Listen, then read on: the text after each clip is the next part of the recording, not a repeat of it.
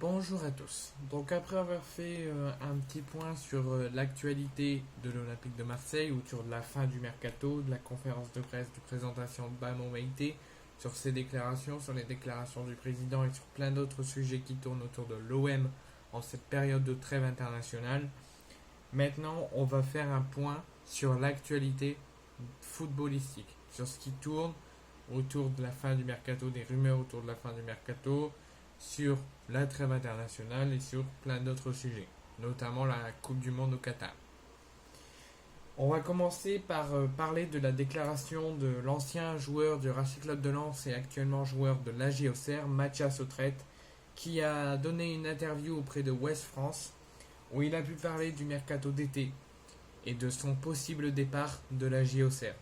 Il nous dit qu'il a eu quelques contacts et quelques offres de l'Arabie Saoudite cet été, mais que pour lui, ce n'était pas son foot. Il ne se voyait pas quitter l'Auxerre, quitter la France pour aller en Arabie Saoudite. Il ne se sentirait pas à l'aise.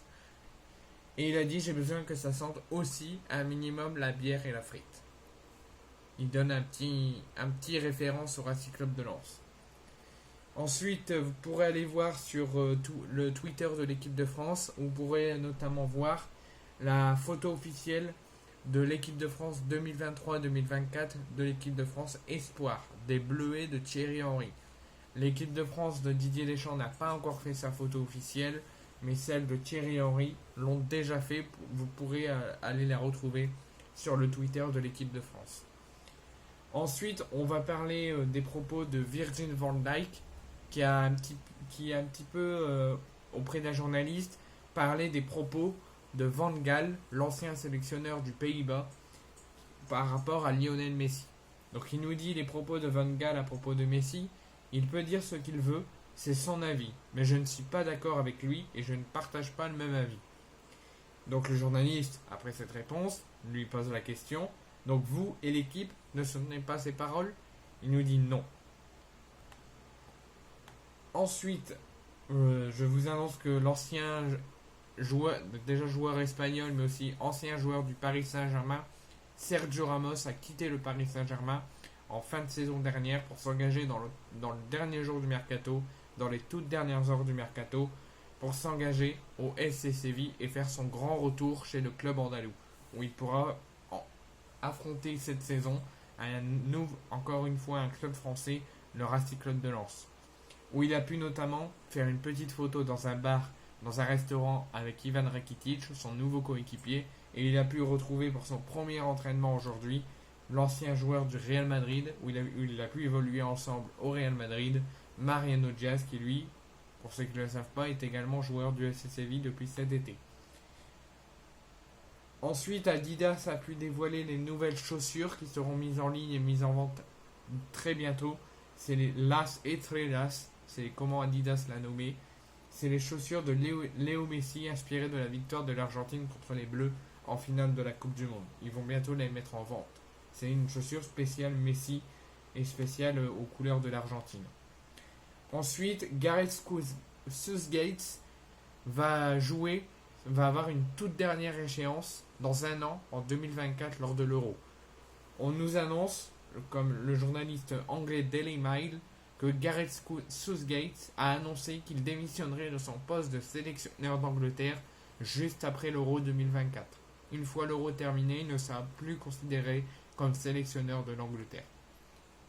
La fédération anglaise sont déjà, alors que l'Euro n'a pas encore commencé, sont déjà à la recherche de son successeur, et il se pourrait déjà que le rêve absolu de la fédération anglaise, c'est d'avoir Pep Guardiola comme le nouveau sélectionneur de l'Angleterre en remplacement de Gareth Southgate dans un an juste après l'Euro 2024. Ensuite, je vous annonce également que Quique Setien, l'ancien entraîneur du FC Barcelone, qui était jusqu'à hier entraîneur de Villarreal, a été licencié et viré de son poste d'entraîneur du Villarreal. Ensuite, on va parler des propos de Louis van Gaal. Justement, tout à l'heure, je parlais de la réaction de Van Dijk sur les propos de Van Gaal contre Messi. Je vais vous le dire ce qu'il a dit. Il a parlé de Messi, mais aussi de la finale de la Coupe du Monde, qui pour lui a été truquée et déjà annoncée bien avant. Il nous dit: je pense que leur victoire était préméditée. Quand on voit leur but, la façon dont ils s'en tirent, sans sanction, il y avait une intention délibérée de faire de Lionel Messi le champion du monde.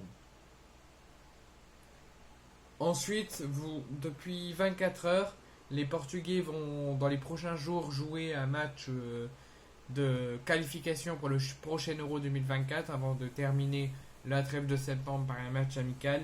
Les Portugais sont déjà de retour au pays pour démarrer leur qualif à l'Euro 2024. Ensuite, je vous annonce également que Didier Deschamps a annoncé dimanche auprès de Téléfoot que dans les prochains, s'il est encore là en tant que sélectionneur dans les prochaines années, ou même dans les prochaines listes de cette année, il pourrait promettre un grand avenir à un joueur parisien, Warren Zaïre-Emery, âgé à peine de 17 ans, qui pourrait, lors des prochaines listes, quitter l'équipe de France Espoir pour faire son apparition dans l'équipe de France A.